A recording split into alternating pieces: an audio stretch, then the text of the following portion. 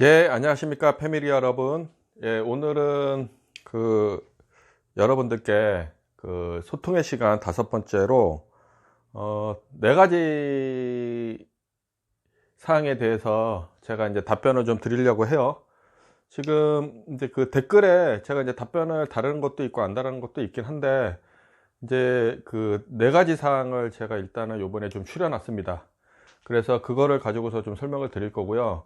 일단 먼저 제가 이제 이 내용은 제 주관적인 생각도 좀 들어가 있을 수 있다라는 거예요. 그래서 혹시나 이제 여러분들께서 이제 생각하고 있었던 답변과 또 다르다고 해서 너무 이렇게 실망하지 마시고, 이제 생각하는 거는 이제 다를 수 있고, 저는 가능한 한 여러분들께 좀 팩트 있게 제가 눈으로 보고 느끼거나 아니면 다른 사람한테 들었던 내용, 그 다음에 제가 이제 공부하면서 느꼈던 그런 내용들을 좀 이게 주관적인 생각으로 이렇게 말씀드리는 것도 있을 거예요. 그러니까 주관적인 생각으로 말씀드릴 때도 있을 거예요.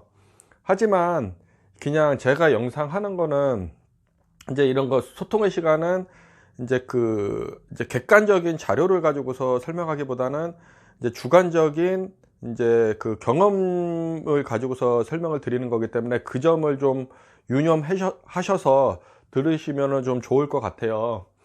그리고 이제 제가 이제 구독자 수가 이제 9월 26일 이후 이제 1000명이 넘었어요. 그래서 여러분들께 다시 한번 감사 인사 드리고요. 앞으로도 좋은 콘텐츠를 가지고 여러분들께 다가갈 수 있는 일렉트릭 아이디어 TV가 될 수 있도록 노력하겠습니다. 오늘은 이제 요 네 가지 사항을 좀 설명을 드리려고 합니다. 그리고 좋아요, 구독 버튼 좀 눌러 주시고요. 이거 아들이 주더라고요.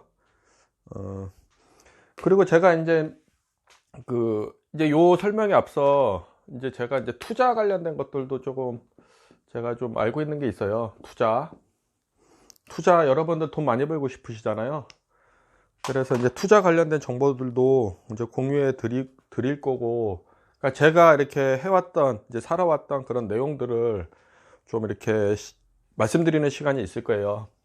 그래서 그 점 잘 알고 들으시면 좋겠습니다. 일단 첫 번째, 야근에 대한 나의 생각. 제가 이제 보니까는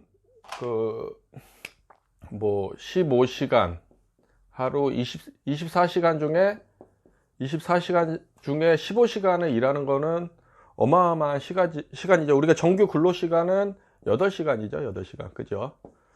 8시간인데 지금 이제 주 5일제가 됐고 이제 뭐 해가지고 사실 이제 야근은 제가 이 영상 찍기 전에도 그랬지만 야근은 좀 불가피하게 할 때도 있다라고 했어요. 하지만 옛날처럼 이제 남아가지고 일이 없는데 남아가지고 늦게까지 있는 거는 많이 사라졌다라고 제가 한번 말씀을 드렸어요.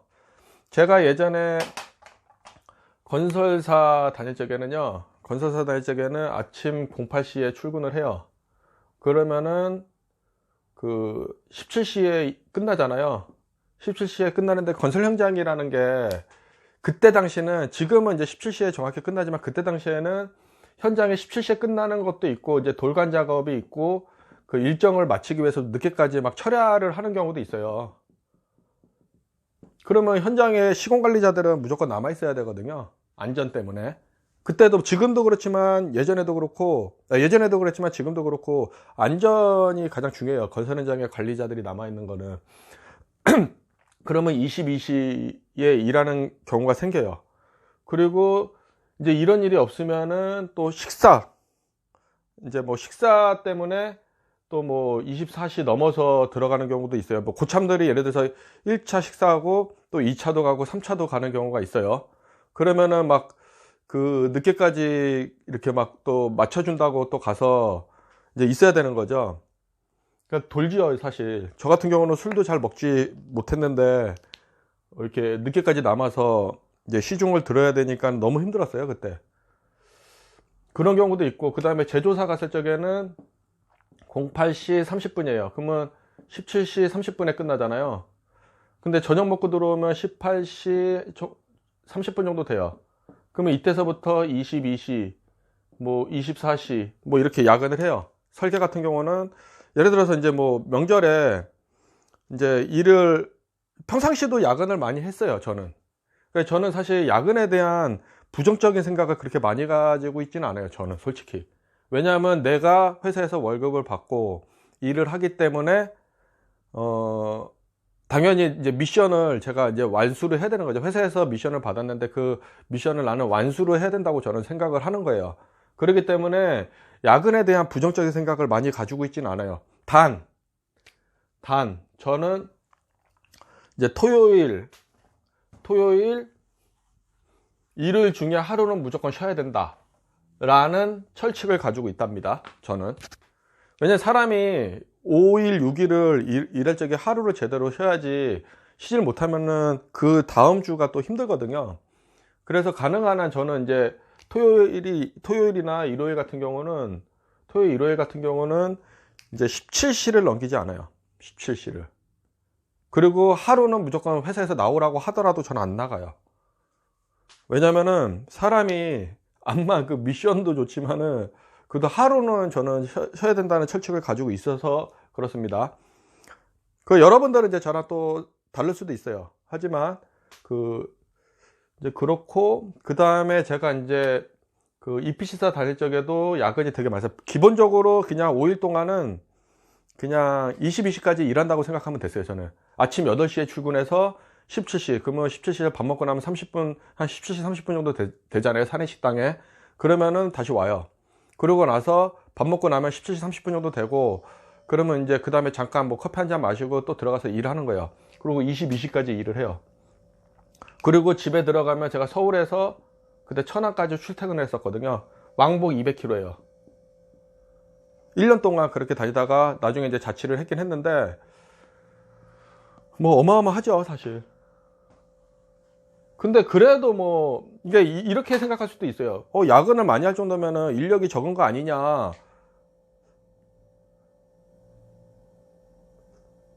물론 그렇게 바라볼 수도 있지만은, 이게 자기가 이제 설계를 맡으면은 히스토리를 알고 있기 때문에 자기밖에 못하는 일들이 있다라는 거죠. 그거를 일정을 맞춰서, 스케줄을 맞춰서 쳐내는 건 나밖에 못하는 거예요, 사실. 그러다 보니까는 대체할 수 있는 인력이 없는 거죠. 그냥 혼자 하는 거예요, 꿍꿍거리고. 그렇게 해서 저는 2006년서부터 지금까지 살아오고 있고요. 사실 지금 회사는 야근을 많이 이렇게 장려하는 회사는 아닙니다.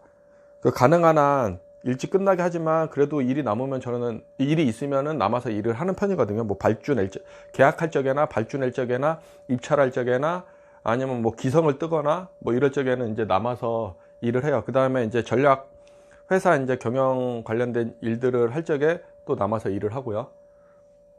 예전에 비하면 지금 이 회사는 그래도 야근을 많이 하는 편은 아니에요. 그래서 이게 야근에 대해서 너무 이게 적은 돈을 주고 많은 일을 시키는 거 아니냐라고 봤을 적에는, 근로기준법상에는 뭐 8시간, 주 5일에 8시간이라고 명시가 돼 있어요. 그 다음에 법정 공휴일은 휴일로 본다는 거죠. 공휴일로 본다는 거죠. 그 외에는 그냥 오버타임 개념이고 연장 근로에 대한 개념으로 이제 바라보는 게 좀 있습니다. 그래서 그거는 뭐 내가 이거를 야근을 저는 좋아합니다라고 얘기할 수 있지만은, 젊은 친구들은 야근하는 거 엄청 싫어하거든요. 누가 뭐 야근을 좋아하겠습니까? 자기 집에 가서 그거 좀 쉬고 싶고 일을 하고 싶지. 하지만 현업에서는 기술자들은요, 뭐 엔지니어도 그렇고 뭐 테크니언도 그렇고, 기술자들은 이게 좀 우리나라 문화가 좀 불가피한 것 같아요. 내가 봤을 적에는 불가피한 것 같아요. 이게 일이 있으면은 그 사람이 대신해 줄 수 있는 사람이 세컨도로 있지 않기 때문에 그냥 무조건 그냥 하는 거예요, 그냥. 그리고 이게 아직까지도, 저야 이제 젊은 친구들 가는 것 같다 뭐라고 하지 않지만은, 아직도 이제 제 위에 있는 고참들은 일찍 가는 거에 대한 이제 저 새끼 일찍 가면은 일이 없네로 보는 게 좀 있어요. 아직까지도 표현은 안 하지만 그렇게 바라봐요. 되게 희한한 거는. 그러다 보니까 늦게까지도 남는 사람들도 있지만, 그래도 기업이 계속 지금 바뀌어가고 있다 라는 거 정도만 좀 알고 계시면 좋아요. 그리고 야근에 대해서는 너무 이렇게 뭐 이게 지치고 힘드시면 할 수 없죠. 뭐 회사 그만둬야죠. 뭐 어떡해요, 그죠? 아니 뭐 몇 년을 뭐 저기 15시간 이상 막 근로하면은 돌아버리죠 사실. 토요일 일요일도 없이 그렇게 했다 그러면 그거는 정말 워스트 케이스예요. 그건 저도 못해요, 그렇게 몇 년씩. 그럼 회사 그만둬야죠. 돈도 돈이지만은 뭐 못하는 거죠 뭐 그거는. 네, 그렇고 두 번째, 좀 첫 번째 좀 시간이 길었네요. 두 번째는 전기기사, 산업기사 중 어떤 것을 먼저 취득할 거예요. 이거는 뭐 전기 분야에 일을 하시는 분이라면 먼저 저는 전기기사를 좀 취득하라고 말씀을 드리고 싶고요. 그 다음에 이제 산업기사를 취득하는 게 순서가 맞지 않나 저는 생각을 합니다. 그 산업기사를 뭐 이제 그 사실 뭐 밥봉이라고 뭐 말을 하시는 분들도 많아요. 뭐 전기기사도 그렇게 보고. 근데 그거는 케바케예요, 케바케. 케이스 바이 케이스. 케이스 바이 케이스입니다. 어떤 분들은 산업안전기사 가지고서 그 대형 건설사 가서 경력이 쌓아가지고 경험이 있어가지고 1억 넘게 받는 사람들도 있어요. 현장에 나가서. 말 그대로 전기기사 같은 것도 마찬가지예요. 전기기사도 어떤 사람 대기업 가서 막 6천, 7천, 뭐 9천까지 받는 사람들도 있어요. 하지만 또 그렇게 가지 못하는 사람들도 있다라는 거죠. 그래서 이거는 일단은 분야의 자기 자격증을 먼저 따는 게 좋고, 그 다음에 산업안전기사로 가면 좋다. 산업안전기사는 전기기사를 가지고 있으면은 그래도 약간의 오버랩이 30% 오버랩이 되기 때문에 취득하기 좋다. 뭐 접지 관련된 뭐 내용이나 뭐 전압 그레이드 같은 것들 나오고 뭐 이런 것들이 있어요. 그래서 하시면 좀 좋을 것 같고, 그래서 저는 이제 전기기사를 먼저 따라, 전기 엔지니어라면. 그 다음에 이제 초보 엔지니어가 자격증 공부 시 가장 먼저 해야 하는 것이 무엇이 있는지 이제 물어보시는 분이 계셨어요. 이제 초보라는 관점은 이제 아예 이제 모른다고 제가 생각하고 말씀을 드릴게요. 아예 모르는 사람이 뭐 전기 기능사를 가지고 이제 취득하기 위해서, 아니면 전기 기사를 취득하기 위해서 공부하시는 분들이 계실 거예요. 근데 저는 일단 전기의 기본은 뭐 회로 이론이라고 저는 생각해요. 회로 이론. 그 다음에 플러스 법규예요.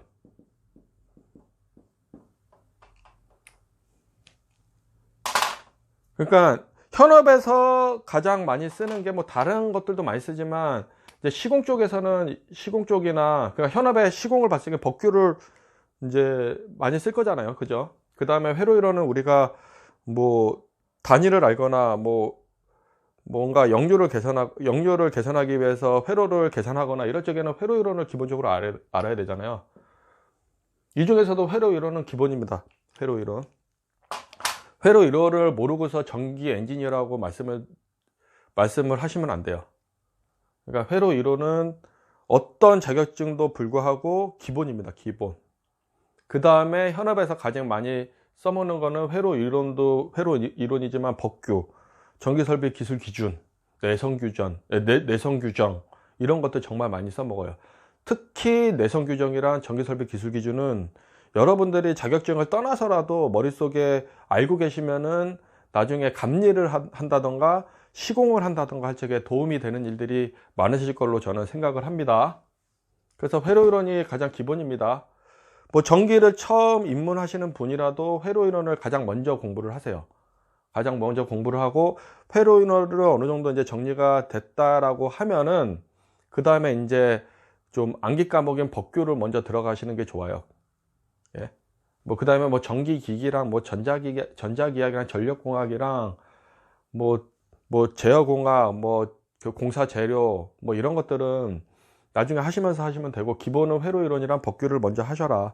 그리고 법규를 되게 어렵게 생각하시는 분들도 있어요. 그냥 법규는 그냥 외워야 돼요. 외우고 자기가 실제 설치한다고 생각하고 이게 손으로 써가면서 외우셔야 돼요. 어쩔 수 없습니다.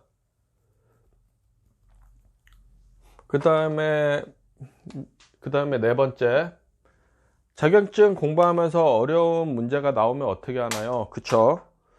저도 뭐 천재가 아닌 이상 저도 뭐 교수가 아닌 이상 저도 뭐 문제를 그 뭐 필기를 공부하든 전기의 필기를 공부하든 그 다음에 실기를 공부하든 지간에 모르는 문제가 나올 수 있어요. 도저히 못 푸는 문제들이 나올 수 있어요. 우리가 뭐 그거를 뭐 그 문제를 꼭 풀어가지고 이익이 되는 게 아니라고 생각한다면은, 시간도 이제 절박하다고 생각하면은, 학부 때는 저는 그냥 만약에 자격증을 같이 병행해서 공부한다면은 그래도 좀 시간이 되면 한번 풀어보시라고 말씀을 드리겠지만은, 그렇지 않은 거라면은 그냥 패스하셔도 돼요.